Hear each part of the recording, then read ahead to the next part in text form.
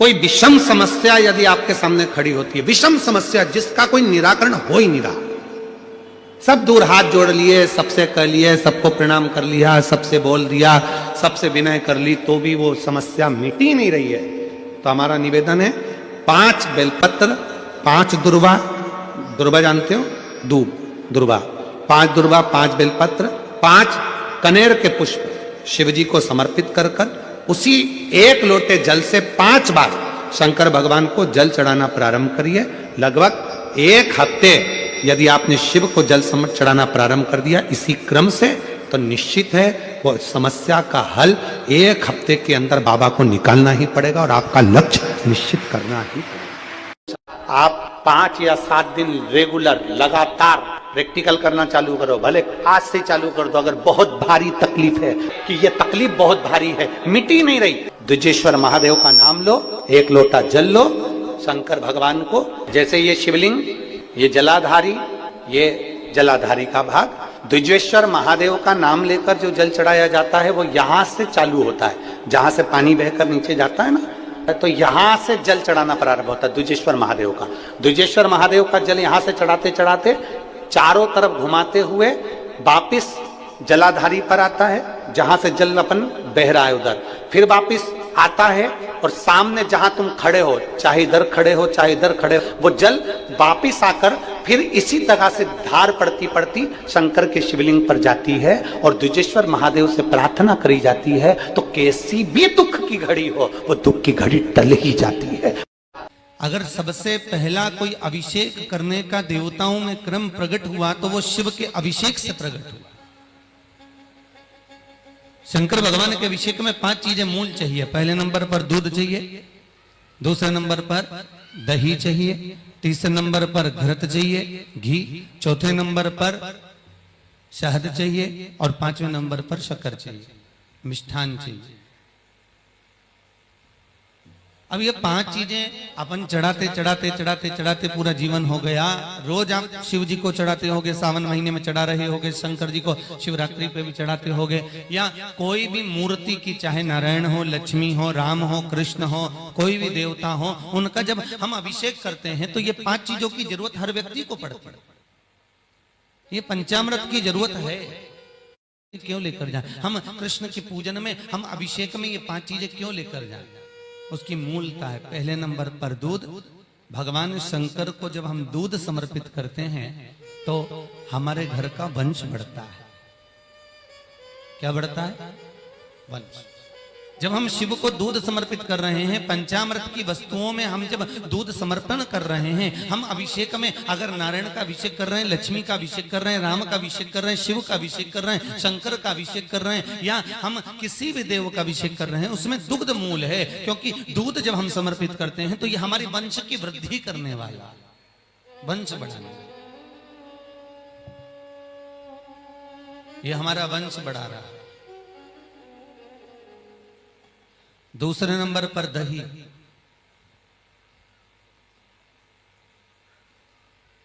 ये दही शिव जी के चरणों में, ध्यान दीजिए, दही बनाना आता है आप लोगों को? अगर ढेर सारा दूध है, बहुत सारा दूध है, तो उसमें थोड़ा सा जामन डालिए और दही बन जाता है। एक भगोना दूध को भी थोड़ा सा जामन जमा देता है।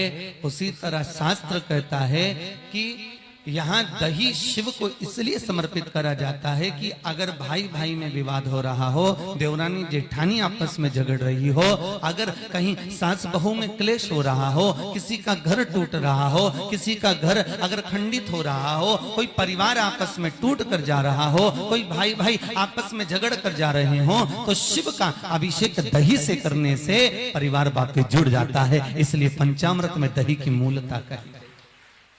पंचामृत में दही मूल हो गया। आप लोगों ने भी न जाने कितनी बार अभिषेक करा होगा, परंतु आप लोगों को भी सोचने में आता होगा कि दूध क्यों चढ़ाएं, दही क्यों चढ़ाएं, घृत क्यों चढ़ाएं, शक्कर क्यों चढ़ाएं, घी क्यों चढ़ाया? अभिषेक में दही चढ़ा देने से हमारे परिवार टूटने से बच जाता है। तीसरे नंबर पर है घी। ये आरोग्यता प्रदान करता है। हमारे घर में अगर कोई बीमार है, बहुत ज्यादा रोगीला है, बहुत ज्यादा परेशान है, तो घृत का अभिषेक अर्थात अभिषेक में घृत का प्रयोग कर देने से रोग से मुक्ति होती है। रोग से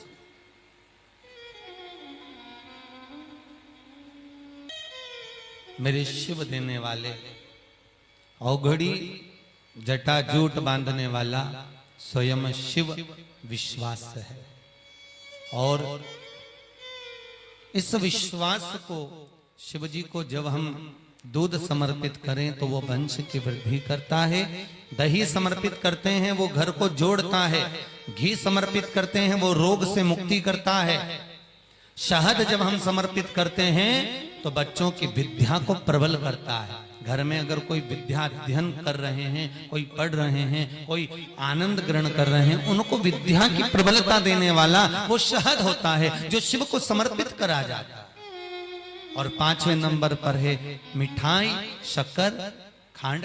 आखिर उसको समर्पित करने का भाव केवल इतना रहता है कि हमारा जो व्यापार है, हमारा जो व्यवसाय है, बहुत मिठास से पूर्ण चलता रहे, इसलिए शक्कर समर्पित करी जाती है। इसलिए शक्कर दी जाती है। पहला लोटे का जल इसने चढ़ा दिया, दूध इसने चढ़ा दिया, शहद इसने चढ़ा दिया, शक्कर इसने चढ़ा दिया। ये पंचामृत स्नान अलग अलग हाथ से हुआ। किसी ने कुछ चढ़ाया, किसी ने कुछ चढ़ाया। तो शास्त्र कहता है वर भी पृथक पृथक भाग में। कई लोग कहते हैं शिव जी की पूजन में गंगा का जल होना जरूरी है।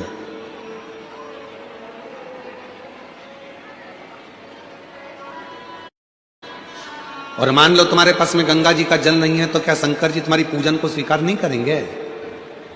अरे बोलो तो जम के करेंगे ना। क्यों? स्कंद पुराण में वर्णन आता है, स्कंद पुराण में वर्णन आता है कि एक बहुत साधारण सी घर में रहने वाली एक दृष्टांत बड़ा सुंदर है। और एक घर में रहने वाली एक रेणुका मां नाम की एक स्त्री थी। थोड़ा ध्यान से सुनना इस स्कंद पुराण के इस चरित्र को। रेणुका, वो रेणुका मां के पास में कुछ भी नहीं था। उसकी एक बेटी थी सुकन्या कर। रेणुका मां की एक बेटी थी सुकन्या, बड़ी सुंदर थी। और रेणुका मां भी शंकर भगवान की पूजन करती थी और सुकन्या भी शिव जी की पूजन करती थी। सरल विधि से पूजन करते थे। मंदिर जाते थे तो जाते जाते कोई वृक्ष की पत्तियां मिल जाती थी, वो शिव जी को चढ़ा देते थे।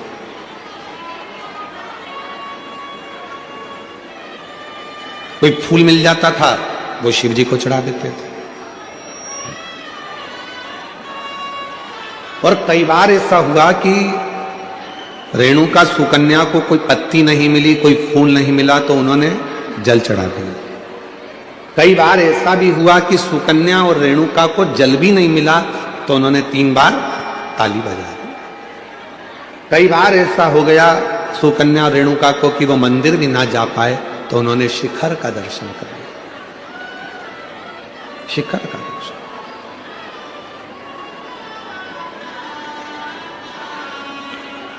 एक दिन रेणुका और सुकन्या दोनों बैठी हुई थी,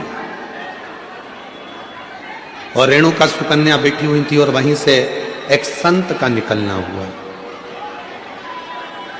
बड़े विरक्त संत थे, शंकर जी के परम भक्त थे वो भी। स्कंद पुराण का ये बहुत सुंदर दृष्टांत है, अपनी जिंदगी में उतारिएगा। रेणुका सुकन्या बैठी है और वहीं से संत का निकलना हो रहा। विरक्त थे, शिव के परम उपासक थे।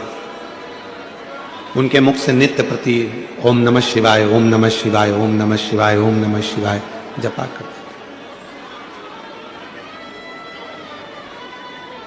आज संत भिक्षा मांगने के लिए रेणुका और सुकन्या के घर पर पहुंच गए। आवाज लगाई, माता भिक्षाम दे, माता भिक्षाम दे, भूख लगी है, थोड़ा अन्न का भाग दीजिए। रेणुका सुकन्या बाबा की आवाज सुनकर बाहर गई, दरवाजा खोला, आसन दिया, बिछाया, बिठाया, जल पिलाया, अंदर से भोजन ला कर दिया। पूजा की तैयारी कर रही थी शिव मंदिर जाने के लिए सुकन्या, और बाबा की दृष्टि पड़ गई उस पूजन की थाली पर। और जैसे ही संत की दृष्टि पूजन की थाली पर पड़ी तो संत ने बात बात में पूछ लिया, ये पूजन में सारा साहित्य रखा हुआ है पर गंगा का जल नहीं है, तो तुम्हारी पूजन शिव स्वीकार नहीं करेंगे। ये संत ने कह दिया रेणुका और सुकन्या से, आपकी पूजन में, आपकी पूजा की थाली में गंगा का जल नहीं है तो शिव इस पूजन को स्वीकार नहीं करेंगे। अब तो संत कहकर चले गए। सुकन्या की बुद्धि में वो बात बैठ गई और सुकन्या मां के चरणों में प्रणाम कर कर बोली कि मुझे गंगा का जल चाहिए, मुझे गंगा का जल चाहिए। बाबा कहकर गए हैं, संत कहकर गए हैं कि जब तक गंगा का जल पूजन की थाली में नहीं होगा तब तक शिव प्रसन्न नहीं होंगे, शिव इस पूजन को स्वीकार नहीं करेंगे। अगर भगवान शंकर को पूजन स्वीकार करना है, अगर भगवान शंकर को पूजन स्वीकार करना है तो गंगा का जल का होना जरूरी है। स्कंद पुराण कह रही है कि सुकन्या और रेणुका दोनों आंखों में जल भर ली। कहा एक काम करो सुकन्या, तुम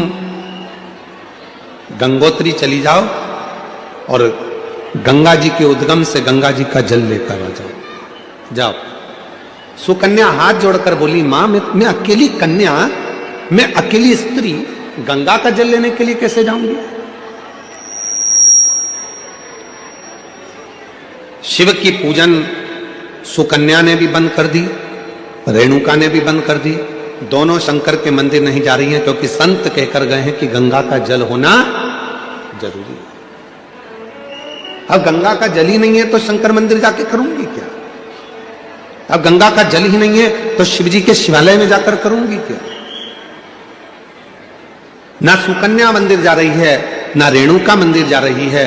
तभी मेरे ओघड़ दानी ने ध्यान दिया और आज भगवान शंकर का चेहरा कुछ उतरा हुआ था तो नंदी ने पूछ लिया, प्रभु क्या बात है, आज आपका मुख उतरा हुआ है, आज आपका चेहरा उतरा हुआ है, प्रभु क्या बात है? भगवान देवादिदेव महादेव ने कहा, नंदी एक रेणुका और एक सुकन्या एक गांव में निवास करती हैं, उनके पास में जो होता है वो मेरा श्रृंगार करती हैं, पूजन करती हैं। एक संत भिक्षा मांगने के लिए आए थे और वो उनको ज्ञान देकर चले गए, उनको बताकर चले गए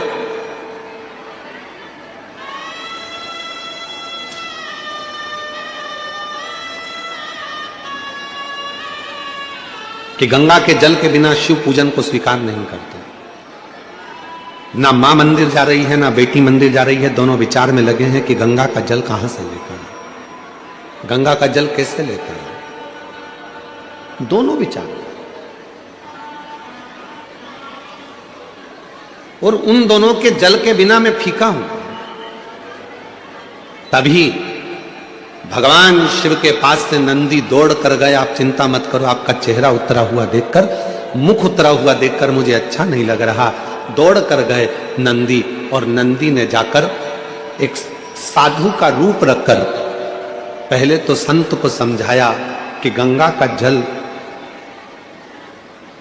की मूलता नहीं, मूलता है शिव भक्ति की। जाओ जाकर सूचित करो संत मानते नहीं थे तो नंदी ने अपना असली विग्रह धारण कर, बड़े बड़े सींग, बड़ा विराट सा स्वरूप नंदी का, बड़ा विराट सा।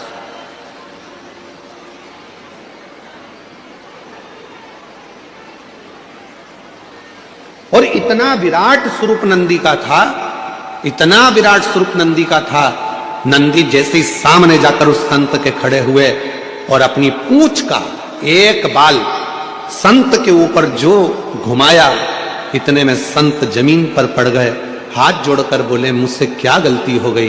तो नंदी ने कहा गलती केवल एक हुई है कि वो पूजन करने वाली जिस भाव से पूजन करती थी, जैसी मंदिर जाती थी, जो जिस भाव से पूजता था, उसकी पूजन तुमने बंद करा दी केवल एक गंगा के जल के लिए। कि पूजन में गंगा का जल होना जरूरी है। जाओ।